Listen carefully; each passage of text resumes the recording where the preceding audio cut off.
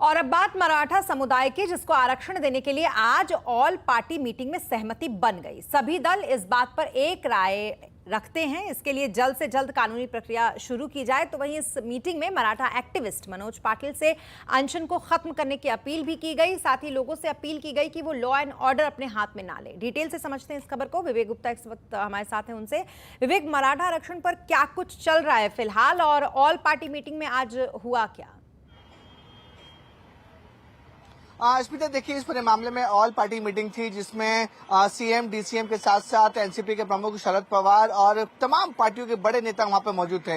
Meeting तकरीबन 1 से 1.5 घंटे तक चली और मीटिंग में सभी पार्टियों के बड़े नेता ने तय किया कि एक सहमति हुई कि मराठाओं को आरक्षण मिलना चाहिए। लेकिन देखिए, सबसे बड़ा सवाल खड़ा होता है कि जब मराठा को आरक्षण मिला था तो उसको लेकर सुप्रीम कोर्ट में याचिका दी गई थी। पूरा मामला जो है सुप्रीम कोर्ट में है, मैटर सब्सिडीज है, इसलिए महाराष्ट्र सरकार इसमें ज्यादा कुछ नहीं कर सकती है। वहीं दूसरी तरफ जो मराठा को आरक्षण को लेकर एक फेस बने हैं मनोज सारंगे पाटिल, जो जालना में अनशन में बैठे हुए हैं। कई दिनों तक वो अनशन में बैठे रहे, उसके बाद उन्हें मनाने की कोशिश की जा रही है, लेकिन वो मान नहीं रहे हैं। उनकी मांग ये है कि जो कुणबी समाज है, जो पिछड़ा समाज है, उसमें मराठाओं को पूरा आरक्षण देना चाहिए। लेकिन अब मराठा को कहना है कि अगर कुणबी समाज में देंगे तो वो ओबीसी की कैटेगरी में चले जाएंगे। जो दूसरे मराठा का जो ग्रुप है, उनका कहना है कि पूरे के पूरे मराठाओं को अलग से आरक्षण, जो अलग से जो कैटेगरी है, वो बनानी चाहिए। लेकिन सरकार का साफ तौर पर कहना है कि एक साइड में वो मानने को तैयार हो गई है कि जो कुणबी समाज है उनको मराठा में शामिल किया जा सकता है।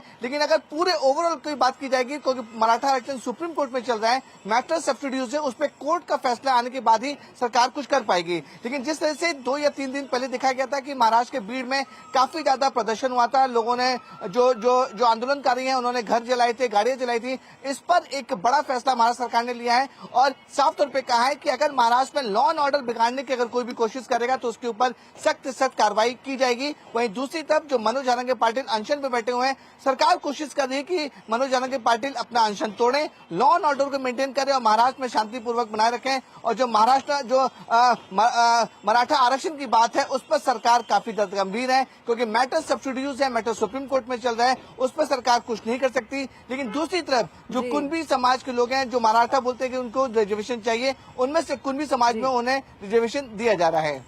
बहुत शुक्रिया तमाम डिटेल्स के लिए आपका, विवेक।